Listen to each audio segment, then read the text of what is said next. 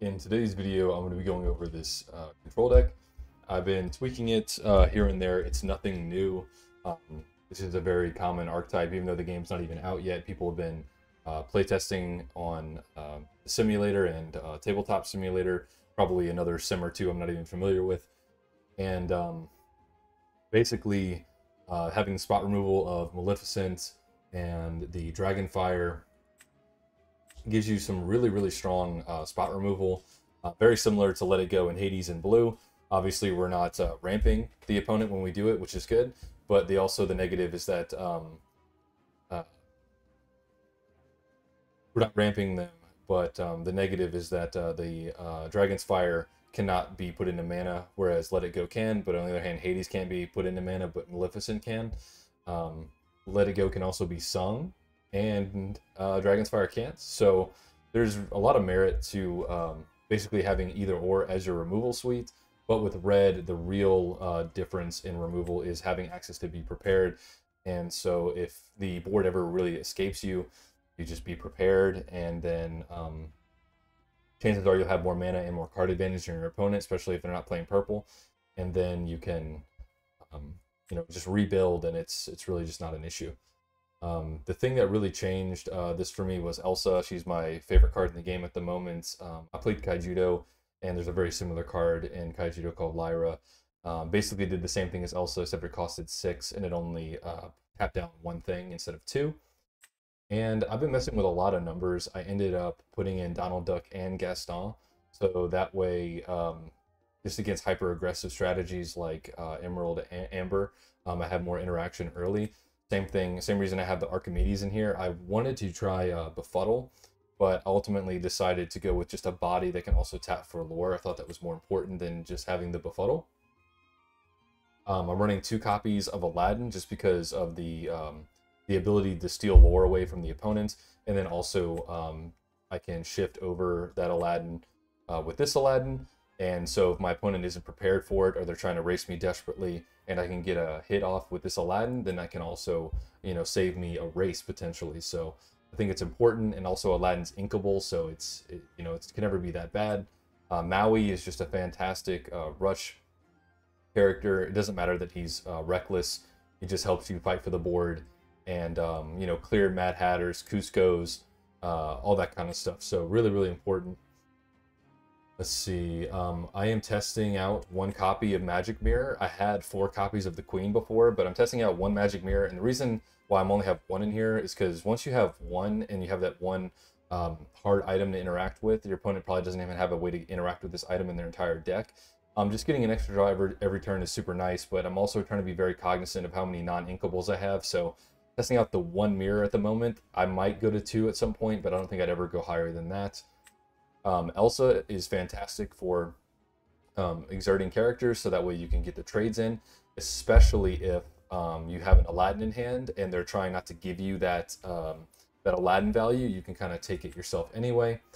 Obviously, friends on the other side, just really great draw power. You can tap a Maleficent, an Elsa, and so on, sing it, and then draw twice, and then continue your development, so you don't even get a super loss in tempo. And I really enjoy the song mechanic in this game. I think it's a fantastic addition to card games. Maleficent, 3-drop 2/2 floater. Floater in card games just means that it replaces itself, and you just draw a card then out the deck. Rafiki's fantastic.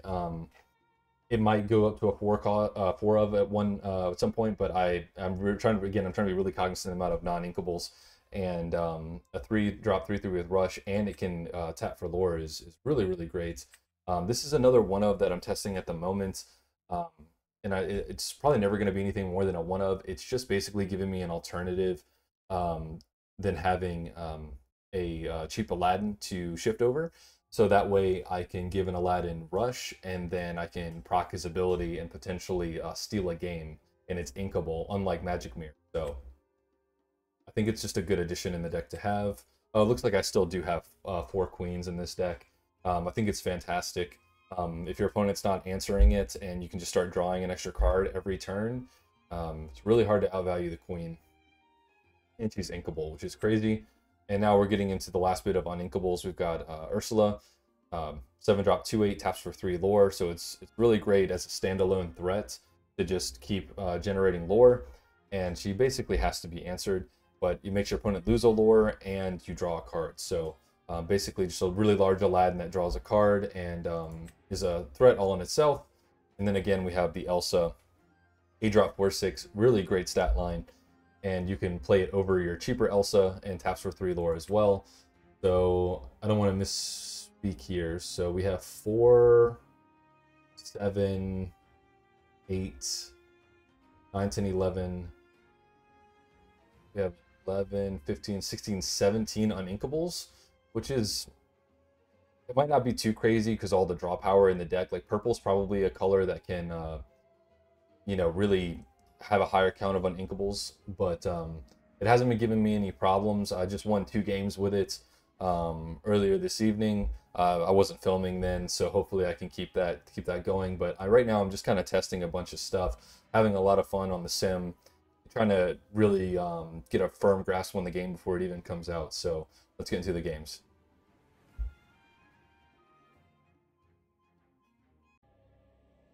All right, we are searching for an opponent. I think I was hitting my mic a bunch during the deck profile, so I apologize for that. I'm going to try and make sure that it's completely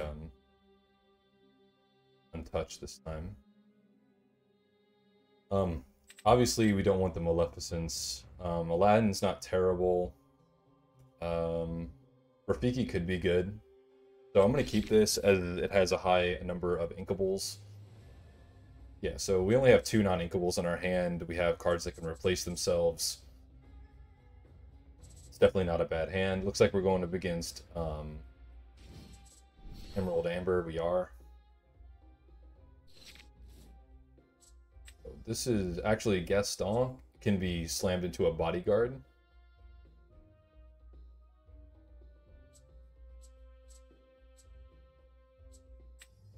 Actually put the Maleficent in here because Elsa can also get a favorable trade.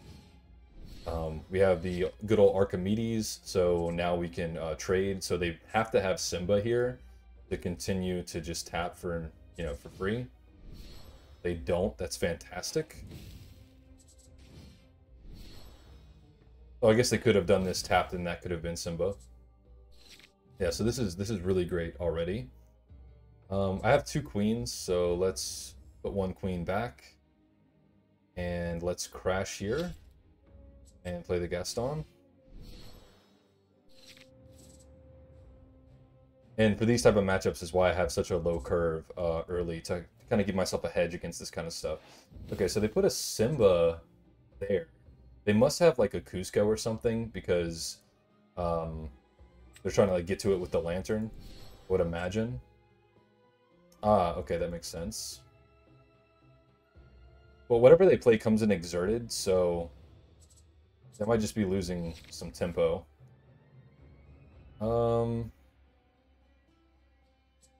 Let's put in the Elsa. And we can go ahead and generate lore, because if they take a favorable, then Gaston can kill the Stitch. I doubt they want that. Let's play Aladdin. Steal one of, or make them lose a lore, rather. Stealing lore would be quite incredible.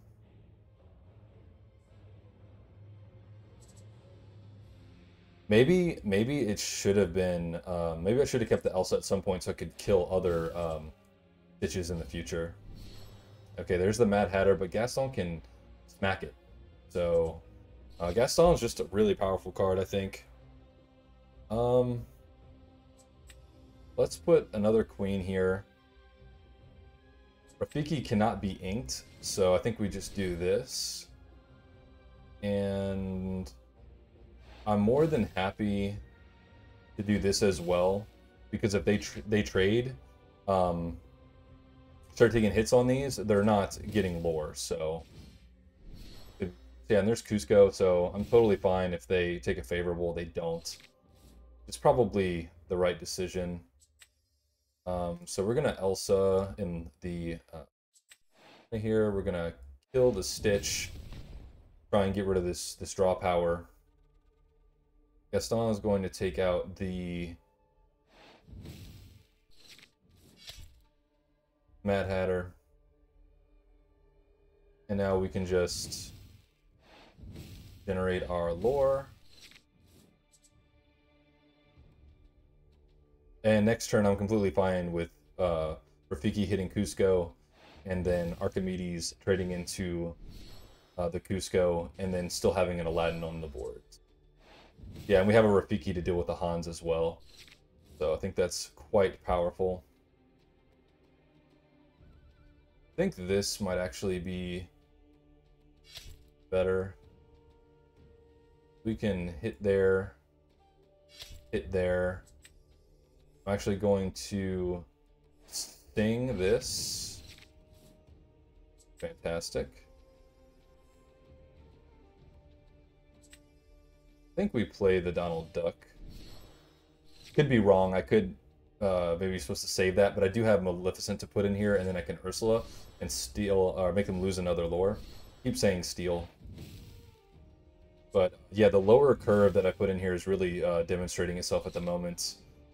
Yeah, so I think we Donald Duck, play the Ursula, we draw a bit, we get a favorable here, and we just trade with the Hans, and we pass.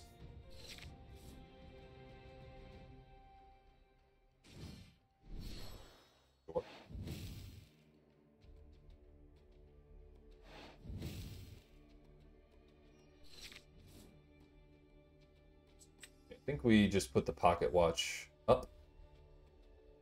And then I think we just let, I don't know, we're never going to be prepared anymore, I don't think. So just get rid of it. It's non-inkable anyway. I did want the pocket watch for the future, but really got to stifle this this card draw. If they play the Big Stitch, which are nowhere near being able to play anyway, I'm trying to keep the board low so they don't draw twice. And I need basically an inkable so I can get rid of Hans and clear their board completely. That would be really great here. Okay, I will settle for that. That's fine. Okay, and I think it's worth it to just keep my duck. So we'll do this. Get some lore. I'm generating 4 lore a turn. If I get another inkable, then what the creature they play is going to die, and then maybe I do end up winning the race here. Oh, fantastic, fantastic.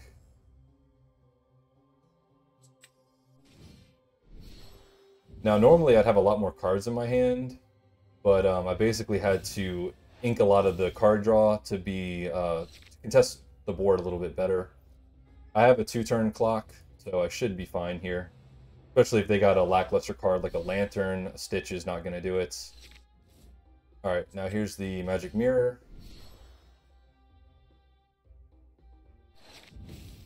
Okay, there's the Aladdin.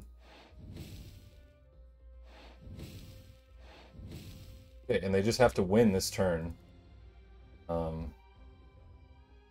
And with one card, they can't answer more than one thing, so I think we're just going to win here. And we do. So the low curve cards that I put in came in really clutch there.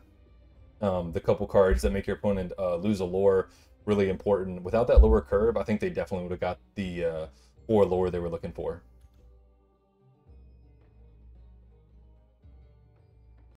Instantly got matched up as soon as I hit match. Alright, so putting the Elsa back, I think we can put the Maleficent back as well. It's doing weird stuff where it's not letting me click things. There we go. Yeah, I'm fine with the rest. They're all inkable. Make sure that I am in fact boarding, which I am. What was that, a Donald Duck? Okay, so again, another 1-drop. So I think we can part with one of these.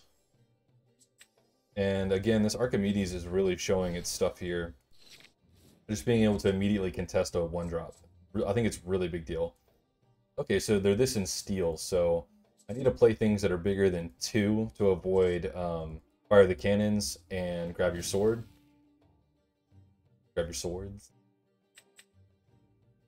So Donald Duck here has more value than Gaston, I think. So Gaston is probably going to get put into the inkwell. Oh, sure, yeah. That's really low tempo for me. For them, I mean. Good for me. Actually, I'm probably going to ink the Aladdin.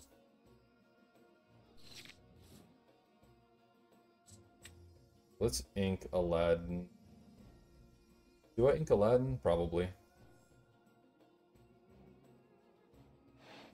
No reason for me not to go for this, and I'm playing the duck because it gets a favorable on Stitch. Next turn's probably just going to be Maleficent so I can draw, get a body on the board, make good trades.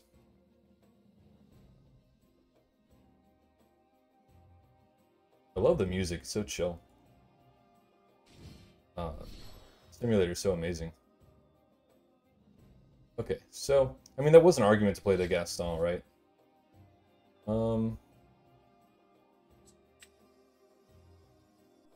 Let's do the duck. And let's just play Gaston. I'm going to pass. I'm not giving them a favorable with Hercules. And so if they want to, they're going to have to quest. And if they quest, then this will be open after Gaston trades into it. So I don't do anything, but I don't think they can do anything either. So, seems completely reasonable to me. And the Maui should really come in clutch here. Okay, now it makes sense, but I have the Dragonfire, not this turn, but the next turn, which I think is going to be quite good. Okay, so yeah, we don't need this because we have Maleficence. I'd rather draw 1 less and just get another body on the board, right?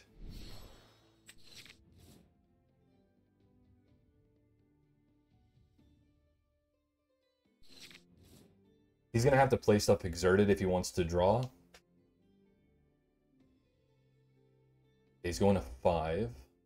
Maybe there's something like really big he wants to play. 5. Ah, a whole new world. Okay. Well, I think that's just good for me. Especially because it took his whole turn. So as long as I get, I was going to say a Dragonfire, I can kill the Stitch before he can continue to draw. And now I'm just going to start tapping for Lore to pressure him. So I think this is okay.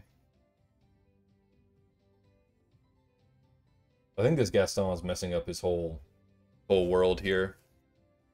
And once I start getting stuff like Ursula and Elsa's down, he doesn't have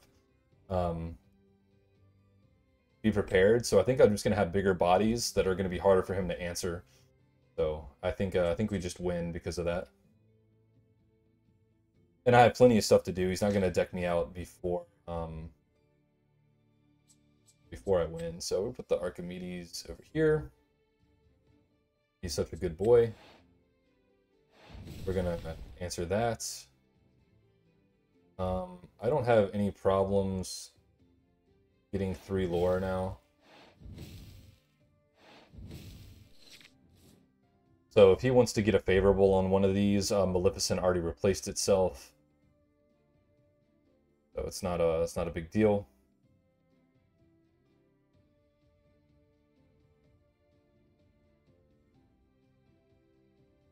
I love the bodyguard animation, it's so cool.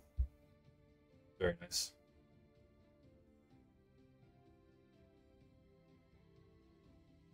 Yeah, but I think Gaston puts a wrench in a lot of aggro lines because there's a lot of stuff they're counting on being around because it has 4 health and Gaston just doesn't care. The OG Chad. He was the first Chad we were all introduced to when we were kids, right? He couldn't get Belle, but that's the only girl he couldn't get, right?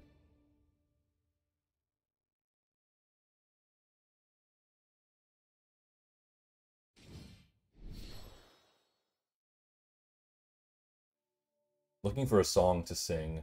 So he's looking for a whole new world, VR gets, stuff like that. Hopefully he didn't find anything, but even if he doesn't, then it gets him closer regardless. Aha, there it is. So now if he just quests with Bodyguard, I'm going to run a Rafiki into it, but I don't care.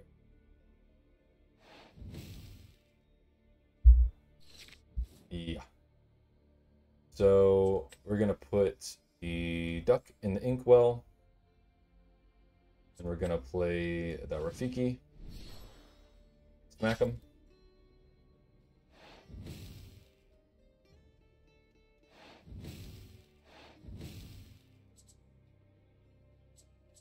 Yeah, I think we get the Elsa online, actually. I think it's more important than the Magic Mirror at the moment.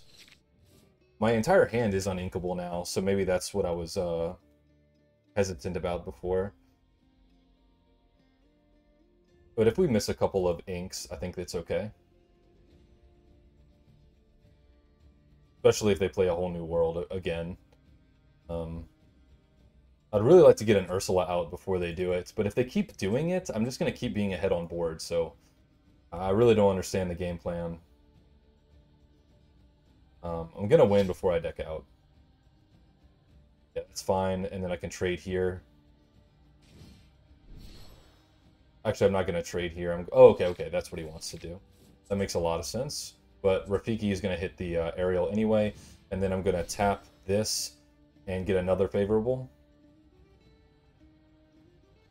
With Donald Duck, actually, so that way Rapunzel can't finish off the Archimedes, right?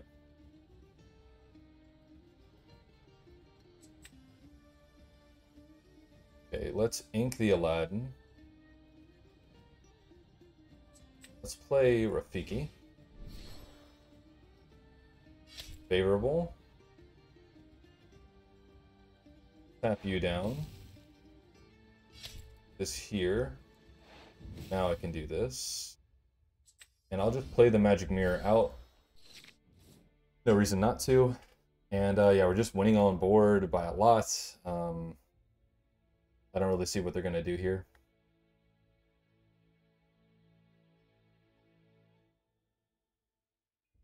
And with the Magic Mirror, we can just get an extra draw every turn, so any disadvantage in card advantage is going to be mitigated very soon. 5, 6, 7. We have 4, 5, 6, 7. We have the same amount of cards right now. Okay, that's fine.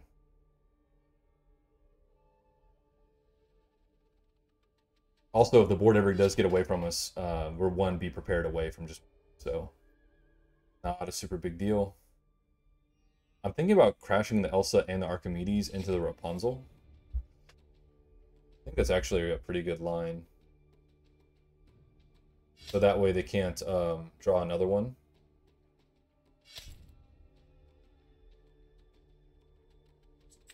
And then we're just going to play this, get a draw. That's fantastic. I'm going to go ahead and ink, because they very well could just play a whole new world and I'd lose this anyway. And now I'm just 1 card, 1 inkable away from Maleficent, so... We're just controlling the board like a champ here. Obviously, I'd rather get an inkable, but even if I don't, Dragon's Fire there will win. You're more than welcome to draw. I'll crash Ursula into this. So, totally fine.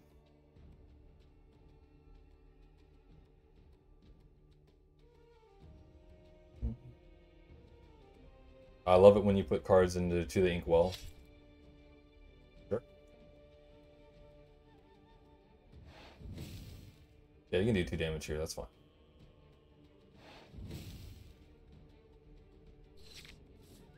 It's an inkable, so I will do it. Kind of begrudgingly, but it's fine. Gets rid of Stitch. Then we can just kill Hook here. Pass.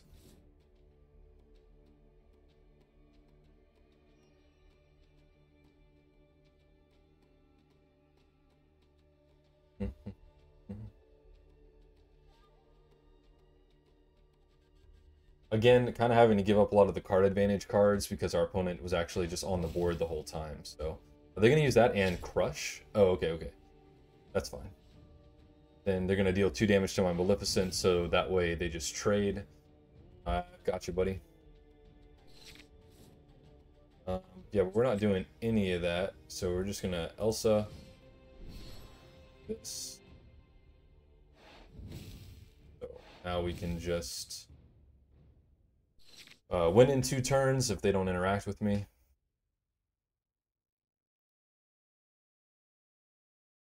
I'm kind of hoping to like not draw something I want to play, so that way I can just keep ramping. But you know, probably just gonna trade Maleficent into this Tinkerbell and Dragon's Breath, Dragon's Fire, that one. So yeah, we can just here ramp or get lore, excuse me, and we can do this. Then we can get an extra draw. Fantastic.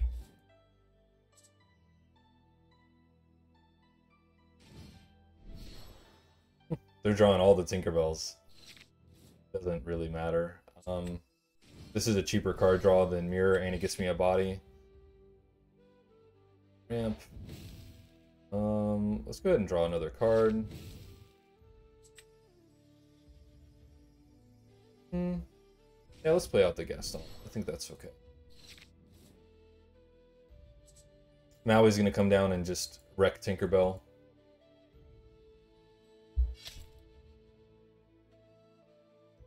Okay. Oh, my bad. I didn't think about that. I didn't think my Elsa was that low. I just wasn't paying attention. It's okay. We're so far ahead, that's why I'm not really caring right now. If they play another creature, I'm actually going to tap for lore and then be prepared, so... They didn't. I think it's actually still the best thing to do, though. Banish all characters. Yeah, we can just pass here. I'm in no hurry. I only need 3 more lore. We're even in cards. I get an extra card draw every turn. My hand's stacked. We're super... Yeah, they're trying to... This is the card quality I'm playing against, you know? Not a big deal.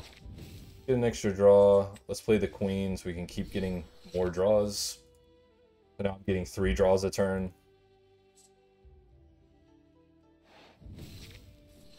Sure, that works for me too. So they're not going to answer this, so I'm probably just going to get lore, obviously, since I have 7 cards now. If they play another creature, then I can just Elsa. Fine. Works for me.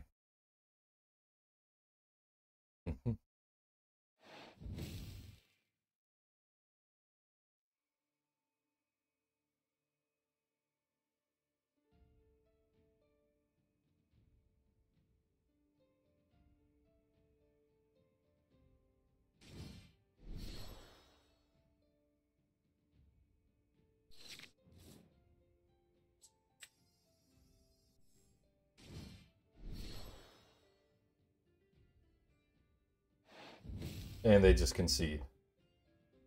Very nice. So yeah, won the last 4 games with it. You know, I just started playing on the simulator, but it's man, it's fantastic. I've noticed that I'm not sure how many players are actually, you know, play it, you know, super consistently, because like the leaderboard's got like what? Yeah, there's 13 people that are Grandmaster. Who knows how many people there are in Diamonds, but I've also played against people in Diamond and stuff, even though when I think might even have been Wood when I played against someone Diamond, or like just got into Bronze. So the ladder system doesn't like super matter right now. You just kind of get paired all over the place, and which I much prefer, because it simulates like a tournament experience where you can just play against anybody at any point, really. So, you know, I'd rather just play against, you know, good people the whole time. So, you know, there's no real downside here. But yeah, that's the control deck. I think it was doing a really good job at, you know, keeping the aggro at bay. And then you can also see if there weren't so many turns where like I just had to play something every turn, that my hand would never be empty because of the queens, the Maleficents, the Magic Mirror, stuff like that. So I actually really been enjoying the 1-of Magic Mirror. So, you know, maybe I'll get the Pocket Watch off with Aladdin one day soon, but I like having that option in my deck. So hopefully you guys enjoyed the video. If you do, please leave a like or comment just to get me seeing more for Lorcana content, I would really appreciate it. And I will see you guys tomorrow.